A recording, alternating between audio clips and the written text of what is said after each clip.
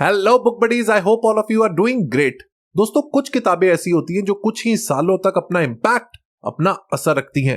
फिर कुछ ऐसी किताबें होती हैं जो कई 100 साल तक अपने रीडर्स को एक्साइट करती हैं। और फिर कुछ ऐसी किताबें होती हैं जो कई हजार सालों तक मीनिंगफुल और रेलेवेंट रहती हैं। आज एक ऐसी किताब के बारे में बात करेंगे जो आज से 2500 साल पहले लिखी गई, लेकिन आज भी दुनिया के टॉप मिलिट्री, बिजनेस, इकोनॉमिक और पॉलिटिकल लीडर्स इस बुक को पढ़ते हैं। इस किताब को बड़े बड़े मिलिट्री और बिजनेस स्कूल्स में भी पढ़ाया जाता है, क्योंकि इसमें कुछ ऐसे पर्ल्स ऑफ विजडम है जो किसी और बुक में मौजूद नहीं है। अगर आप एक लीडरशिप पोजीशन पर हैं या you aspire to be leader in the future, तो आज की वीडियो आपने बहुत ही मेटिकुलसली, बहुत ही गौर से सुननी है। आज की वीडियो आर्ट ऑफ वॉर के नाम। सो इस किताब के बारे में जानने के लिए मेरे साथ बने रहिए और चैनल को सब्सक्राइब करना और बेल आइकन दबाना मत भूलिए। Let's be back.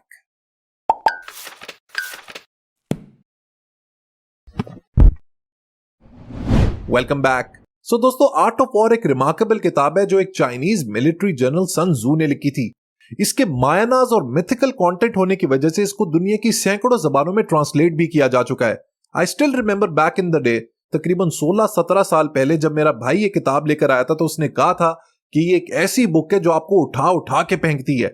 इस एक्सप्रेशन का मतलब ये है कि ये किताब पाथ ब्रेकिंग है। It challenges your thought process. जब मैंने ये किताब पढ़ी तो I was stunned bye it's rhythmic and mythical style of writing. ऐसा लगता था कि पूरी दुनिया का विजडम इस एक किताब में समा गया है। It has got such a poetic charm to it that one is left mesmerised. आए दोस्तों, इस बुक को एक्सप्लोर करें और देखेंगे इतने हजारों साल गुजरने के बावजूद why it's still relevant today. देखने में तो आर्ट ऑफ वॉर एक वॉर स्ट्रैटेजी की किताब लगती है, लेकिन ऐसा बिल्कुल भी नहीं है। इस बुक के मुताबिक वॉर हर वो चीज है जो आपकी जिंदगी में मुश्किलात को लेकर आती है। आर्ट ऑफ वॉर है इन मुश्किलात को फाइट करने का नाम। हम लोग सब अपनी जिंदगी में कहीं ना कहीं अपने लेवल पर फाइट कर रहे हैं, तगो दो कर रहे हैं, स्ट्रगल कर रहे हैं, मुश्किलात का सामना कर रहे हैं। Thankfully Sun Tzu has given us a game plan।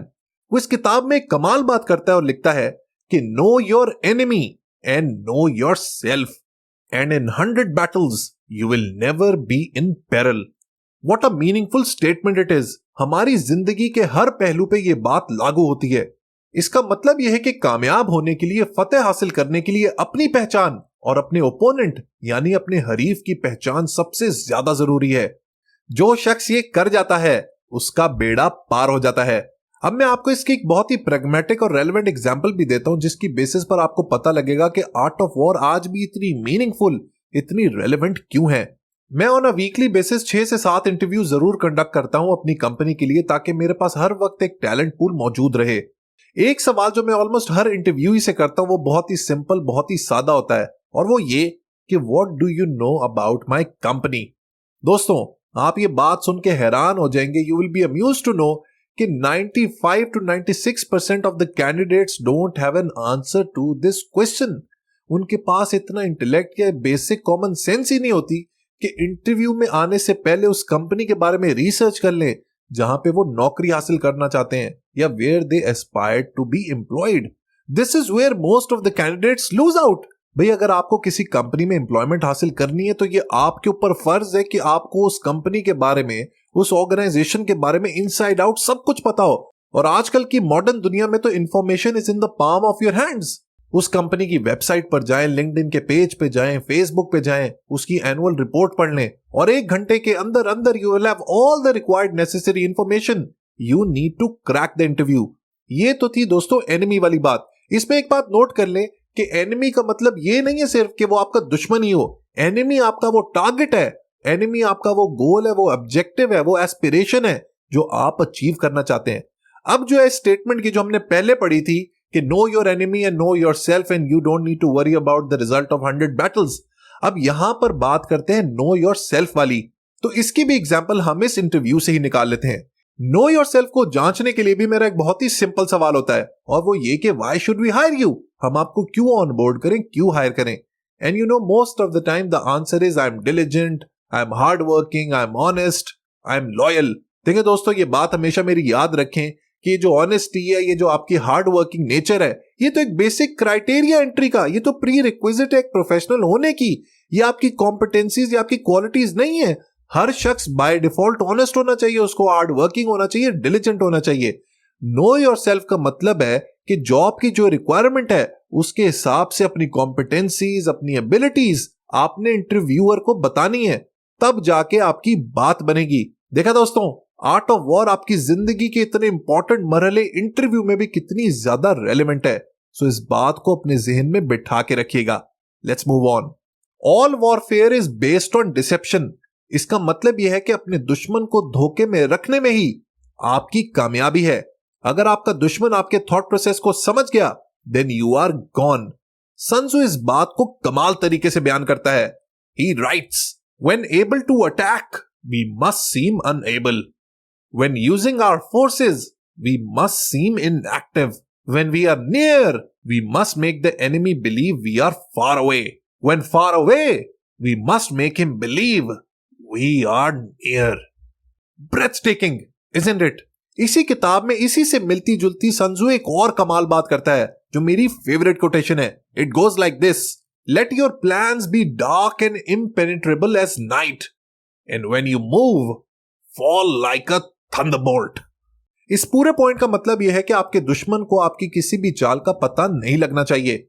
मैंने दोस्तों वीडियो के स्टार्ट में आपको बताया था कि दुनिया की बड़ी बड़ी मिलिट्री पावर्स इस किताब को पढ़ती हैं और रेफर करती हैं।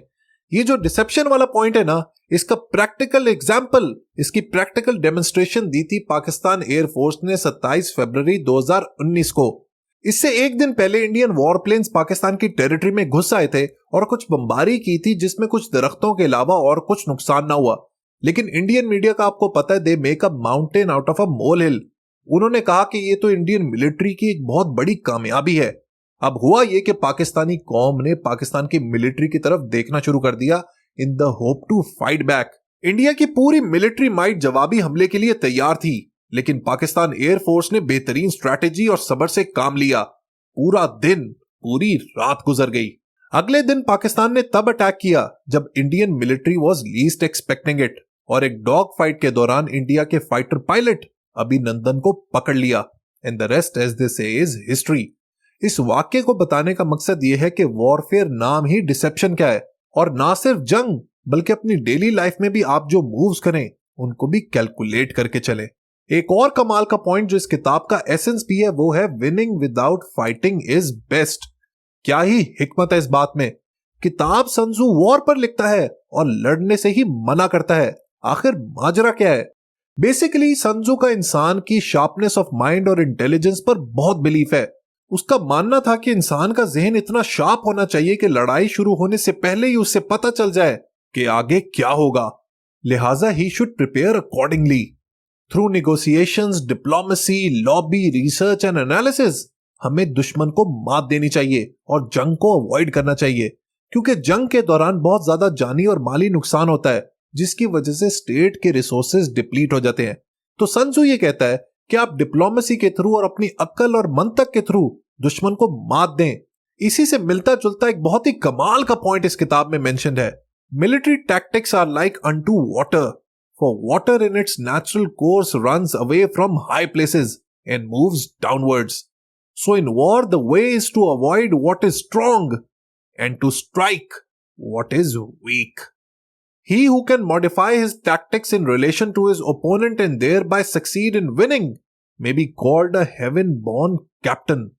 अच्छा कैप्टन, अच्छा लीडर वो है जो मौके की मुनासबत से अपने दुश्मन की स्ट्रैटेजी को जांच कर अपनी स्ट्रैटेजी को मॉडिफाई कर सके, चेंज कर सके।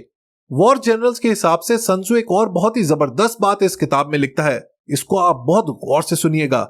ये बात कॉर्पोरेट लीडर्स पर भी लागू होती है and it goes like this.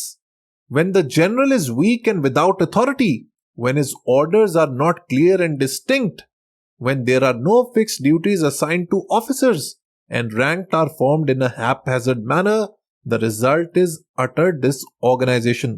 जब आपका लीडर बगैर अथॉरिटी के काम करेगा, उसकी कमांड में कोई क्लैरिटी नहीं होगी, वो कंफ्यूज्ड होगा, लोगों को काम डेलीगेट नहीं कर पाएगा, उसके पास लोगों को ग्रूम और नर्चर करने की ताकत नहीं होगी, तो हमेशा उस ऑर्गेनाइजेशन में केओस होगा।